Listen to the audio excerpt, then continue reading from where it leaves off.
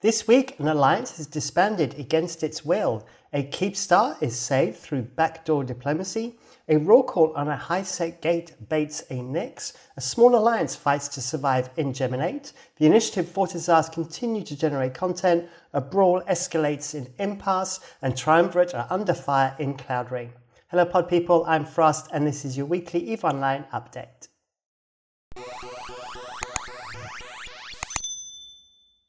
Welcome back. So the good news is I'm feeling much better this week. I did have a horrendous cold last week and I apologize for the cuts and everything. Thank you also for the lovely comments about the get well soon and stuff. So I'm pretty much recovered now and hopefully it's business as usual from now on. So as always, we start the show by announcing the winners of the Scope Syndication skin, which at the moment is the Healer Gila. And my winners from the 16th of November episode are Benjamin Rushing and Major Templar. So congratulations to both of those tunes and both of those pilots, should I say. And I have two more Healer Gila skins to give away a little bit later on in the show. All right, so all sorts of things to talk about this week. Obviously the big news, let me jump up into my box. The big news is revolves around Tribute and a particular alliance called Nullsecnaya Sholupen.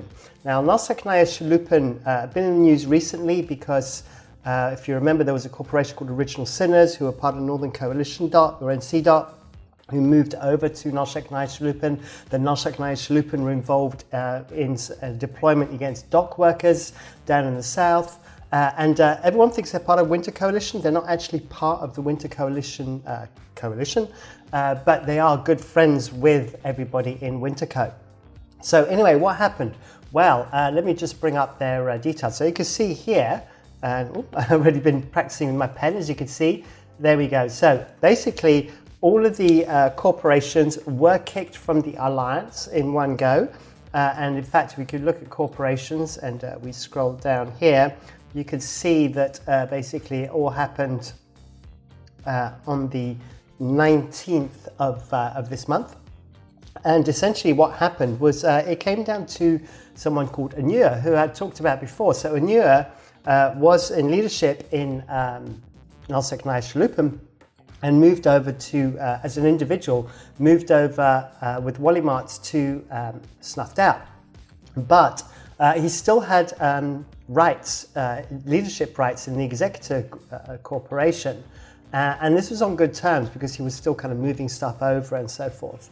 But instead he decided to kick everybody and create some issues. And so just kind of liven things up a bit, I think was the statement that was made to me.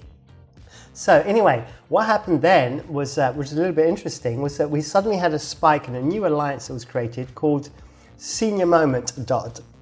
And as you can see, it spiked all the way up to 1,000 members there. And you can see most of the corporations were corporations like mostly Sober, Criterion, Ribadot, etc. And Original Sinners moved into this alliance. But what's interesting now is if you could see that now they've actually moved back out again. So there's only basically the Executor Corp and then Mecha Enterprise Fleet in Senior Moment Dot. So I'm not quite sure what is happening with Nullsecnaya Sholupen. You can see here there's actually one group that went to tune of one, went to Stella Renacitur. But overall, you could see that right now, none of the corporations are in a particular alliance. So I'm not quite sure where that's going to go, and we'll have to wait and see on that one. But obviously, one of the big moments with that was that Nullsecnaya Sholupen, let me just make sure that I've got the oh yeah, that's the other thing as well. I just need to point out that Sholupen Council. So if you look at Nullsecnaya Sholupen now, at the top here, you can see that we now have a new Executor Corp called Sholupen Council, which was only created just recently with a member of one. So this has actually changed today. And this one member, which I just brought up a second ago, called OK Alt, has only been existed for a day or two. So it looks like there may be some moves going on there in the background, and like I said, we'll have to keep an eye on it. But the thing that happened was there was a Keepstar that belonged to Nullsecnaya Sholupen. And on Saturday morning, you can see this is actually just a screen grab from my Twitch. On Saturday morning, I went online just for a little while, just to show what was happening. So I don't know if you can see it in the background here, but essentially, as soon as this Keepstar got handed over to Snuffed Out, or an alt corp of Snuffed Out, the fraternity dropped a Keepstar right opposite, so that potentially they could asset safety everything out at a really low percentage if they needed to. They then immediately, whilst they were dropping this Keepstar and anchoring this Keepstar, they brought out their super tits, as they say in fraternity, their Titan fleet, and they basically just started shooting the Keepstar to put it into armor timer. Now, things then progressed from there, because what was a little bit unexpected was when I went and checked, it wasn't on hull timer. So the armor timer actually came out at like 4 o'clock in the morning UTC, so I couldn't check it. So I went and checked afterwards, and it was no longer in timers. It was just in its standard state. And then double checked, and it basically the Keepstar now belongs to Fraternity Building Management. And as I understand, they managed to take control of the corporation who owned the Keepstar. And by doing that, they're able to then switch it over to Fraternity. So panic over for all the pilots that had super capitals and stuff in the Keepstar. They won't even have to asset safety them anymore, because they are now all safe. So we'll have to see what happens to Nullsecnaya Sholupen, whether they recreate under a new name, or whether they can somehow maybe just do like this Keepstar did and just be able to regain their alliance name.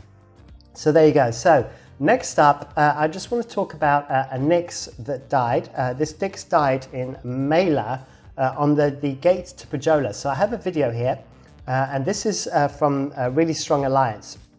Now, Really Strong Alliance are primarily a low-sec group. Like to drop on stuff with supers similar to Snuffed Out and Hidden Leaf Village Ninjas, Assassin Squad Esports. I haven't said that one in a while. Well, actually, what happened here, and it's really interesting, and I highly recommend you watch this video. I have got the audio off at the moment, but you really need to listen to this with audio, because you've got comms as well, and it really gives you a good insight of what's going on. So essentially, Darkside were basically on this gate to Pajola, which is a high-sec gate, and apparently they like to try and sell raw calls in Mela, and then players think that they can take them into high-sec, get onto the high-sec gate, can't jump through, and then they kill them. So what RSA did, or Really Strong Alliance did, was they actually bought one of these raw calls, and they flew it to the gate, but they made it super tanky so that it could out-tank the Leshaks and high DPS ships that were on the gate. And so therefore, Darkside needed to bring a Nyx in order to be able to kill the raw call, and they were waiting for this, and they baited it, and they then dread bombed it. And you also hear some good comms about trying to get everything extracted and all that kind of stuff afterwards. So this is a good watch, and I highly recommend it. So as always, links to all videos are in the description below. Then I have another video from Really Strong Alliance, with regard to this Ragnarok. Now, I mentioned this Ragnarok last week, and I didn't know what had happened, because it was a bit bizarre, because it kind of died 200 kilometers off a station. It turns out this was baited by RSA with a dread. And then I have a video of it here. In fact, I'll come back to the Soy Boys thing in a minute, because that's kind of important. But basically, they baited the Ragnarok and then dropped on the Rag and then managed to kill it. What is interesting, though, was that this Ragnarok was dual tanked. So it had a shield tank and an armor tank, which caught the RSA pilots a little bit by surprise, because they saw the shields kind of going down and thought, right, we've cracked it. And suddenly it hit armor and it just went and just stopped for a while. So once again, another interesting video there from RSA. Now, you saw at the very end there that the credits were to Soy Boys. Now, the interesting thing here with Soy Boys is Soy Boys are actually a corp in Hidden Leaf Village Ninja Assassin Squad Esports. But if we actually go over to check that out, and we check Soy Boys, you'll see that the numbers within the corp have actually dropped quite significantly a few weeks ago. And as I understand, most of the players that were in Soy Boys have now moved over to RSA. And most of the players that are actually in Hidden Leaf Village Ninja Assassin Squad Esports are mostly inactive now. So I don't know whether we'll see a return of no handlebars or not, or whether this is just going to stay like this. So there we go, a little bit of news there on some of these kind of like low sec ganking groups and drop groups, should I say, not ganking. Right, lots of words there. I've been practicing saying Hidden Leaf Village Ninja Assassin Squad Esports for so long. The thought that I may not have to use that term, that name again, is just threw me completely. Anyway, onto something else. Right, let's go to Pure Blind and talk about Pure Blind very quickly. So really with Pure Blind, we talked over the last few weeks, about Brave being down here, moving up here, maybe taking .ru space, which is Bandalogs. Everything seems to have stalled here, to be honest. There doesn't seem to be any more progress since Brave took EL8-4Q. So I don't know what's going on there. What I did see, though, this is just a random battle report, but I wanted to show it to you because it just confirmed what I said last week, which is that Bandalogs are now starting to just hot drop on Brave using Black Ops and getting some kills that way.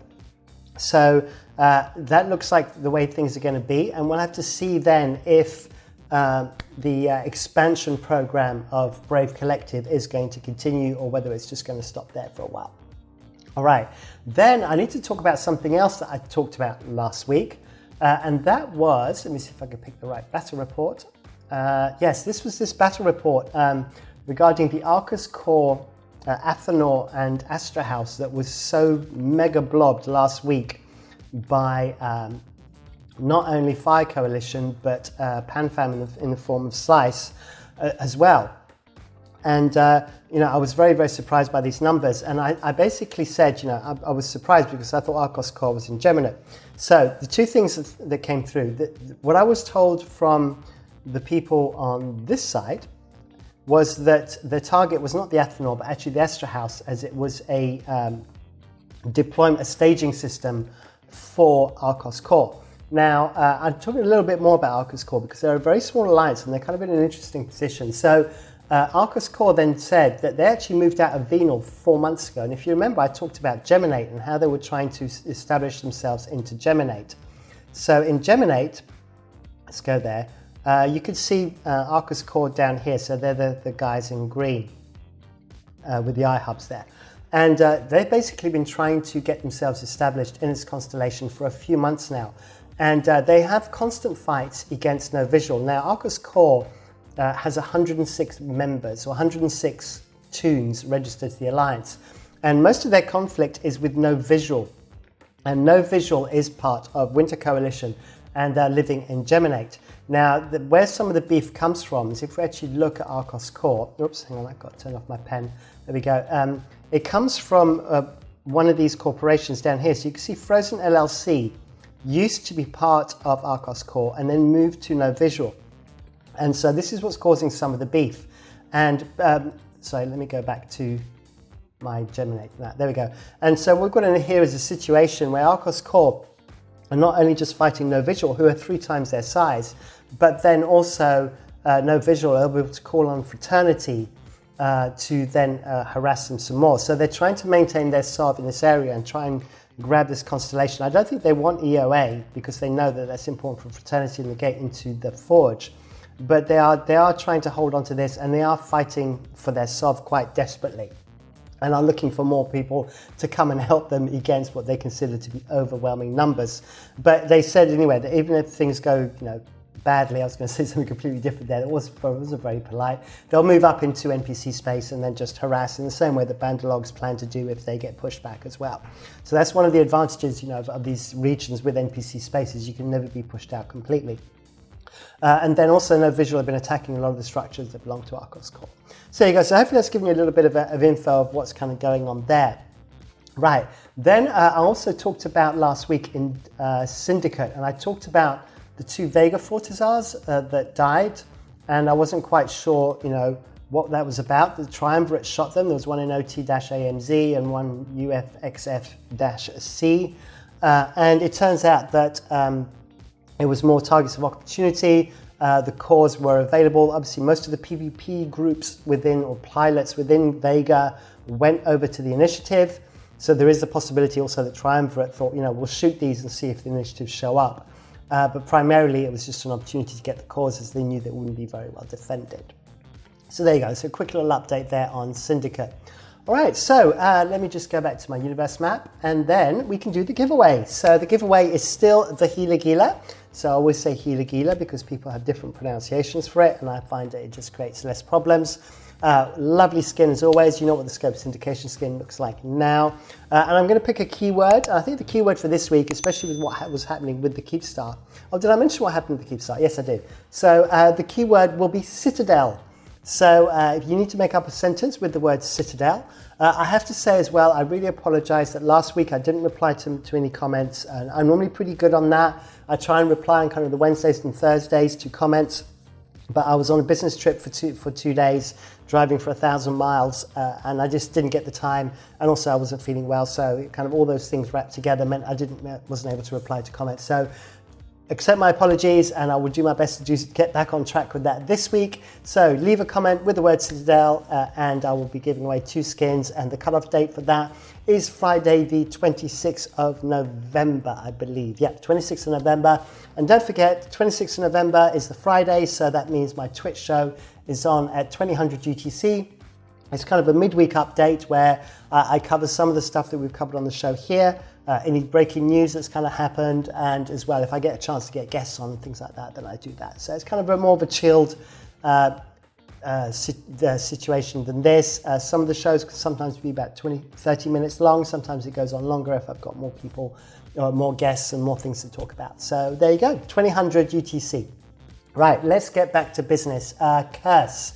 So Curse has always been pretty good for content. And this time, a fight broke out once again over an Initiative Fortizar in the system of Jorund, which is over here. Now, I have a battle report for that, do I? Yes, I have a battle report, so let me see if I can find it. Is this it? Yep, so once again, now we're seeing kind of, I think they've got a name now, which is called Clown Coalition, which is kind of Pandemic Horde, Test, and Fire Coalition. And these 3 groups, so Pandemic Horde, Test, and Legion and Fire Coalition, should I say, seem to be teaming up quite regularly, as it's actually creating generally pretty balanced numbers with the Imperium. So here the Imperium are a little bit underhanded. But you'll see in some more battle reports that these two main groups are having, that their numbers are pretty balanced. So it's creating some pretty good fights, although they are getting sort of into the tie-dye territory with these. So that was one fight that happened. There was a video of that as well, which is here. This was from the Imperium's perspective.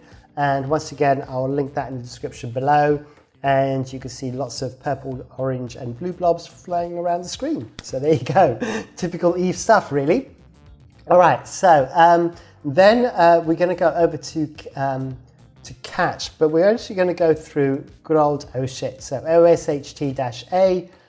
So what happened was the Initiative were unanchoring a Fortizar there, and the Clown Coalition, I think, as I said, I think that's their name, which was Pandemic Horde and Fire Coalition and Test Alliance, please ignore, got there late. So they decided instead to go into U-QVWD and shoot the Init Fortizar that was there.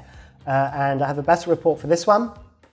And you can see once again that the numbers, now see what I mean by they're kind of really kind of balancing out. And it was a pretty even trade as well. What actually happened was that the Imperium were caught a little bit on the hop with this. So they had to kind of fast form, a flash form in order to be able to make it there. So at the beginning, Pandemic Horde, Test, and Fire Coalition kind of had the upper edge. And I believe the Fortizar got all the way down to 10% on its shield. And then they were able to push them back. And then finally, the Imperium were able to kind of bump up their numbers in terms of losses towards Pandemic Horde, Test, and Legion and Fire Coalition by actually being able to shoot some of the pilots on the retreating fleet. So apparently there's good fights all round on that one, and once again lots of different fleets all flying around and enjoying themselves, so that's good stuff. Right, then I need to go back down to Fetherbolis. So last week I talked about Fetherbolis, and I was trying to sort of guess as to what XIX were doing and why they were kind of trying to take so much territory. I've now found out that this whole bit down here, which I was talking about, which was XIX kind of pushing against Evictus and trying to push Evictus out of Fetherbolis, it's not actually Fire Coalition as a whole. It's primarily one corporation called Voodoo Warriors. Now, Voodoo Warriors have flip-flopped in and out of XIX Legion of Death, quite a few times. And they're kind of a strange group, and they don't like neighbors. And so what they've decided to do is that they are basically coming through Omist quite regularly and basically trying to set up shop here in Fetherbolis. And so they've taken this one constellation, and they're just trying to basically get some more territory for themselves. But this isn't a Fire Coalition kind of planned strategic movement forwards through Fetherbolis. It is more the activities of one corporation, which is Voodoo Warriors. Now, in terms of content though, there was some good content in Impasse. So in Impasse, you have the main staging system for Red Menace Coalition, which is 68FT-6. And essentially what happened, there was a big battle that took place one gate away from here. And then on the gate, once again, I'm going to try and find my battle reports. That was the wrong one. It will be this one. Here we go.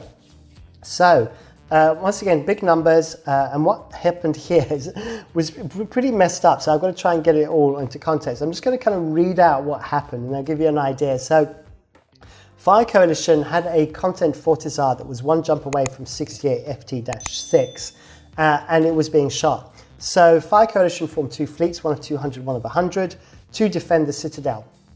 And what happened was Red Menace Coalition called some allies as well, and they were able to cyanogen the system and camp the gates. So the Citadel died. But so because of that, and because Fire Coalition weren't engaging, then, hang on, I've just seen, oh yeah, that's right, sorry. Yeah, because they weren't engaging, some of the allies would decide to go and shoot the jump gate in Fetherbolis that belongs to XIX. But in the meantime, Fire Coalition managed to grab the RMC on the gate and bubble the gate and started shooting them. So all the allies had to then turn back round, and which then started to create 10% tie-dye. At that point, Test Alliance started to see what was happening on the kill board, and all these kills were sort of popping up, asked if they needed help, so Fire Coalition said, yeah, why not? So they started coming in as well and joined into the fight, and in the end, all big brawl ensued. And most of the losses here were because a bunch of capitals did get caught in the bubbles on the gate, and that's where Fire Coalition kind of focused their efforts. So there you go. So that was what happened in Impasse. So it started off with just kind of a Citadel, and then kind of just, you know, migrated up from there into a full-on brawl. Right, then I need to talk about Cloud Ring. So if you remember, I think it was probably a couple of weeks ago now. Where's Cloud Ring? There it is. We were talking about the initiative, and the initiative pushing into Cloud Ring. Now you can see that things have changed quite drastically. So a fight broke out, and this is kind of the time when the forward movement started again. And once again, I've got to try and pick the right battle report. Here we go. So it happened in the staging system of Triumvirate, which is O-ZXUV. And you could see that they totally outnumbered Triumvirate. But some interesting things here. So obviously, Triumvirate was still able to kind of hold their own because they were able to Skynet. So basically, even though they had fewer numbers, they had the benefit of being able to put carriers onto the structure and defend from there. What is interesting though is I'm seeing Snuffed Out here as well. Now, I did ask someone I know in Triumvirate whether Snuffed Out were there as friends and were actually Skynetting with them, or whether they just were third partying and just shooting in the same direction as Triumvirate. So I don't know as yet. I haven't had confirmation on that. But it was quite interesting to see kind of Snuffed Out getting involved in something that is very much a null-sec conflict there. So I will try and dig out more information. Hopefully I'll have it by Friday, if not maybe by next week's episode. So coming back to the map, you can see that things have changed quite drastically. So just to put it into context, O-ZXUV is right there. And we're seeing French Connection, which is an old name, if you remember. French Connection did at one point disband for a while and fold into the initiative. And I think it was about a month or two ago, they started kind of recreating themselves again. But you can see that down here, you know, we've got, well, we can see there's a lot of systems now that are being reinforced. We're seeing Ranger Regiment, which is the Imperium. There's Ranger Regiment there. We're seeing Deepwater Hooligans come in. There's Ranger Regiment up there. And you can see that this, I think this sod was never taken anyway. But this whole southern part of Cloud Ring is now being contested quite heavily. So we'll have to see how that plays out, and whether Greater Trash Community as a whole are going to have to deploy south in order to help Triumvirate defend against the Imperium as a whole, because this won't be just the Initiative coming along for this, it will be the whole of the Imperium in order to maximize numbers as much as possible. So talking of the Imperium as well, let me bring up my Fortizars. I just want to point this out from what I was talking about last week. So here we go. So here's the Fortizar kills recently. The main ones I just wanted to point out was that 2 Goonswarm Fortizars were destroyed in Pochfeld. I think these are the only 2 that were there, or that remained there. And this is following a decision by leadership of the Imperium that they don't want to have a presence in Pochfeld. And so Pandemic Horde took advantage of this and shot the structures as soon as possible. So yeah, so maybe we're seeing something brewing up here, and we're going to see the Imperium versus Greater Trash Community. Obviously, you know, Imperium is much larger than Greater Trash Community, so we may see kind of another kind of super coalition being formed here. We will have to wait and see how that plays out. Also, I have 1 kill mail, which I don't know anything about, and I'm just going to put it out there.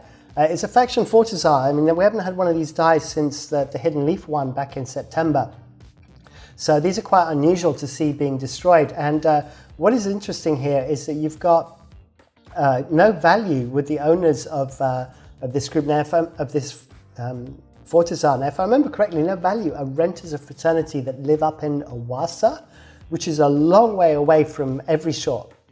So I don't know what this structure was doing there. I mean, it looked like it had research modules in it, research rigs. So it may have been there just to provide a kind of a high-sec kind of research facility for the group. And it looks like they got war decked by a group I know nothing about called Transgress, who were able to destroy it. So yeah, that's pretty unfortunate, as those things are pretty expensive. Okay, then just ratting deaths this week, pretty quiet, in fact really quiet, just 9 raw calls and 4 ratting supers. So numbers are really down on the ratting side. Obviously the raw calls are a big issue right now, which brings me nicely onto this thing which I mentioned last week, which is the From Extraction to Production update. This has obviously caused the whole protest in Jita, lots of talking going on about that, and I will link this in the description below, along with this, which is a dev update.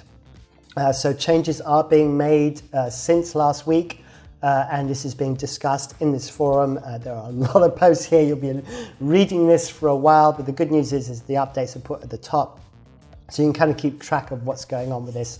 I believe Astrothy, I can never pronounce his name properly, has been saying quite a lot about this, so you may want to check out his channel as well and see what he has to say about it. Yeah, so there you go. So as you know, this is not my thing. I'm the pew pew gal for you. All right, so that's about it from me. Yep, so Twitch, 2000 UTC on Friday, 26th of November. As always, don't forget to like, subscribe, hit the bell icon for notifications. Mention me in your Corp Discord, in your Alliance Discord, and I will see you soon. Thank you for watching. Bye.